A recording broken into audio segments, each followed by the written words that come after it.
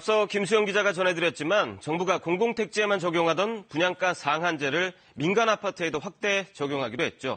배경과 효과, 전망을 우리은행 부동산투자지원센터 안명숙 부장과 지금부터 더 자세히 짚어보도록 하겠습니다. 어서 오십시오. 네, 안녕하세요. 네, 이 가장 큰 영향을 받는 곳, 아무래도 이 역시 서울 강남이나 인기지역 재건축 재개발, 이 대상 지역이라고 보면 될까요?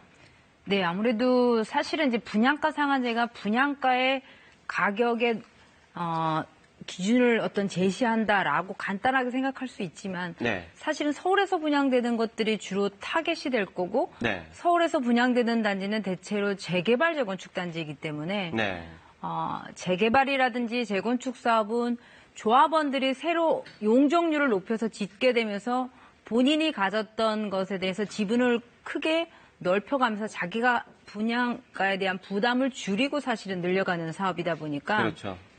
사업이 진행되면서 시간도 오래 걸리기도 하지만 분양가를 계속 올려갈 수 있으면 조합원들이 사실 어느 정도 크게 부담을 줄이고 사실은 결국 그에게 다른 얘기는 차익을 볼 수 있는 구조거든요. 네네. 분양가가 일단 규제가 된다면 사실은 이제 오랫동안 추진했던 사업들이 기존의 예상보다 사업 수익성이 크게 줄어들 걸로 보이기 때문에 네. 재개발이라든지 재건축 단지가 분양가 상한제에 직접적인 큰 영향을 받을 수밖에 없는 상황입니다. 네. 이 분양가가 얼마나 내려갈 수 있을지 이 부분이 바로 가장 큰 관심사 같은데 네. 어떻게 예상하고 계세요? 국토부가 일단 국토연구원에 의뢰해서 분양가 상한제가 시행이 된다면 지금 분양되는 가격의 70에서 80% 수준, 그러니까 20에서 30%가 내려갈 거다라고 예언을 전반적으로 이제 조사를 했던 결과를 발표를 했는데 네. 그 정도까지 이제 내려가게 될지 어떨지는 조금 더 지켜봐야 되겠습니다만 대체로 보면은 본인이 알고 있는 지역들 중에 새로 분양되는 아파트하고 기존 아파트 가격하고 한 20% 정도 차이 나는 곳들이 대체로 많거든요. 서울 네. 도심에. 그러면 그런 지역 중에서 다는 인적이 안 된다 하더라도 분양가를 적정한 수준으로 제어를 해서 가격을 상한을 결정하게 된다면 아마 10% 내외의 가격이 내려가는 효과가 있지 않을까 이렇게 예상해 봅니다. 기존 주택보다 보통 분양주택의 가격이 20% 정도 높기 때문에 네. 그 부분을 올리지 못하도록 하면 기존 집값하고 비슷하게 맞춰서 전체적으로 집값을 안정시키겠다 이런 취지로 보면 되겠군요. 그렇죠. 정부가 계산을 했고 또 의도하는 바는 거기에 초점이 맞춰져 있는 거죠. 네. 이 분양가가 내려가면 분양 시장이 더 과열되지 않을까 이건 당연한 어떤 생각 아니겠습니까? 네네. 그래서 이번에 전매 기한 기간을 5년에서 최장 10년으로 늘리겠다 이렇게 발표를 했는데 네. 이 부분이 과연 효과가 있을까요? 근데 이제 사실은 이제 전매 제한 기간이 늘어나게 되면 대부분 실거주 목적의 수요자들이 청약을 하도록 유도하는 게 정부의 목적이지만 그렇죠. 어떻게 보면 의도하지 않았지만 이게 매물을 좀 잠기게 하는 효과로 작용할 수 있기 때문에 네. 그러면 사실은 어느 정도 분양 받아가지고 거주하다가 되팔거나 이러면서 시장에서 자유롭게 거래가 되는 과정에서 사실은 다시 그 집을 구입하는 수요자들이 기존 주택을 사는 쪽으로 옮겨갈 수도 있는데 네. 이제 분양이 아니면 사실은 다른 방법으로 그 집을 살 수도 없는 경우로 조금 잠기는 효과 쪽으로 작용할 수도 있어서 네. 안 그래도 지금 여러 가지로 매물이 없다라는 얘기들이 나오고 있는데 어쩌면 정부가 의도하지 않았어도 그런 쪽으로 작용하게 된다면 오히려 가격 안정에는 역효과가 나타날 수도 있다 이런 지적이 나오고 있습니다. 네. 이 분양가 상한제를 정부가 처음에 얘기를 꺼내면서 네.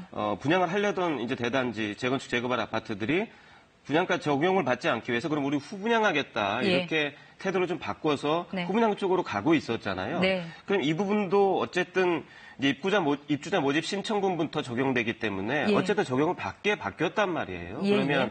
그 아파트 단지들은 어떻게 될까요? 사실은 이제 직접적으로 영향을 받게 되는 단지가 그런 재건축 단지나 재개발 단지가 이제 그런 그 분양가 상한제로 인해서 여러 가지 내부적으로도 갈등이 휩싸일 가능성이 높다고 보여지거든요. 네.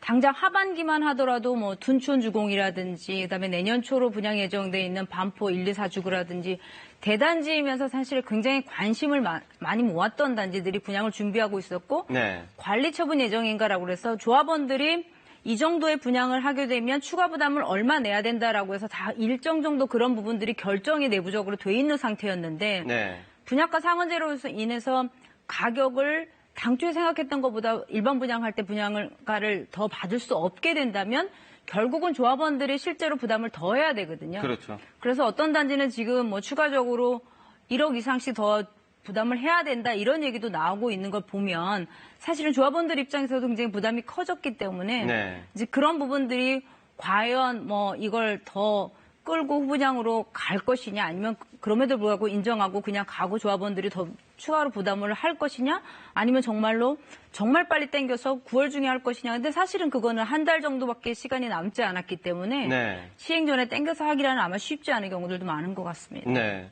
아까 잠깐 언급을 하셨지만 분양가 상한제 도입한 또 하나의 중요한 목적이 바로 주변 집값 네. 안정시키겠다 이 부분이잖아요. 예, 예. 이 목적을 지금 상황에서 봤을 때 달성할 수 있을까요? 그러니까 단기적으로는 사실은 기대감을 가지고 지금 집값을 올 들어서 올렸던 주범은 재건축 아파트였고 네. 그렇기 때문에 이제 재건축 아파트에서 기대감을 가졌던 수요들이 추격 매수하는 것들은 조금은 줄어들 가능성이 있다고 보여집니다. 그래서 네. 전반적으로 일단 단기적으로 가격을 조금은 안정시키고 관망하는 쪽으로 시장의 분위기를 좀 바꾸는 데는 효과가 있을 거다라고 보여집니다. 네. 근데 중장기적으로 보면 이 반대하는 논리 가운데 하나가 바로 말씀하셨던 공급 감소 부분이잖아요. 네. 그럼 결국 나중에 집값이 더 오를 수 있는 여지를 주는 것 아니냐 이런 반론들을 주로 펴는데 반대하는 쪽에서 예. 여기에 대해서는 어떻게 보세요? 근데 사실은 이제 그동안 이제 3기 신도시라는 물량들이 조금 예정이 돼 있기도 하고 네. 정부가 이제 재건축을 통해서 공급을 늘리는 순증가분의 효과가 그렇게 크지 않다라고 보는 게 이제 정부 입장이기도 한데 네. 지금 전반적으로 정부 입장에서는 지금 많은 규제 정책, 강력한 규제 정책을 썼음에도 불구하고 집값이 안 잡히니까 사실은 더 큰 문제라고 판단했기 때문에 네. 오히려 2, 3년 후나 중장기로 가격이 오르는 거나 공급 물량이 줄어드는 효과보다는 지금 집값을 조금 안정적으로 잡는 게 더 중요한 문제다라고 판단했을 가능성이 크다라고 보입니다. 이 결국에는 보면 이 정부 정책과 시장의 어떤 기싸움, 네. 누가 힘을 더 받느냐에 따라서 방향이 완전히 꺾일 수 있잖아요. 심리적인 부분이 있기 예. 때문에. 그럼 기싸움이 벌어지는 지금 와중이 아닌가 이렇게 생각이 드는데요. 예. 그러면 실수요자 얘기를 좀 해보겠습니다. 실수요자들, 이제 대기 매수자들 같은 경우에는 기다렸다 분양을 받아야 할까요? 아니면 기존 집을 산다면 또 언제쯤 사는 게 좋을까? 이게 가장 궁금한 부분이 아닐까 싶은데요. 네. 가점이 높으시거나 아니면 청약 저축으로 납입 금액이 많은 분들은 청약 저축 통장 활용하시거나 청약 종합 통장 활용해가지고 분양받으시는 게 가장 좋을 것 같고요. 네. 그다음에 이제 가점이 낮아서 좋은 지역을 들어가기가 좀 어려운데 빨리 집을 마련하시겠다라고 하면 일단 당분간은 집값이 조금은 안정세 또는 관망세로 갈 가능성들이 있기 때문에 네. 시장을 조금 추이를 지켜보시고 나서 매입 시기를 결정하시는 게 좋을 것 같습니다. 마지막으로 짧게 한 가지 더 여쭙겠습니다. 이 분양가 상한제 적용 지역 이건 추후에 결정하겠다 이렇게 정부가 얘기를 했거든요. 이거는 혹시 또 부동산 시장이 더 혼란으로 가지 않을까 싶기도 한데 어떻습니까? 사실은 뭐 투기과열지구는 일단 기본적으로 거의 포함이 되는 가운데 1년 동안에 분양가가 물가 상승률 2배를 초과하는 지역들의 범주를 포함시켜서 조금 확대해놨기 때문에 네. 주택정책심의위원회에서 결정하겠다고 했기 때문에 어느 정도 숫자로 나타날 수 없는 것들의 어떤 정성적인 부분을 위원회에서 결정하겠다고 했는데 이제 이것이 결국은 얼마나 탄력 있게 적용하느냐 아니면은 현실을 반영하지 못하고 자의적으로 판단하느냐에 따라서 사실은 이게 양날의 검이 될 수도 있을 것 같습니다. 네. 결국에는 더 중요한 부분이 아직도 남아 있는 거군요. 예, 네. 그렇습니다. 오늘 설명 잘 들었습니다. 네.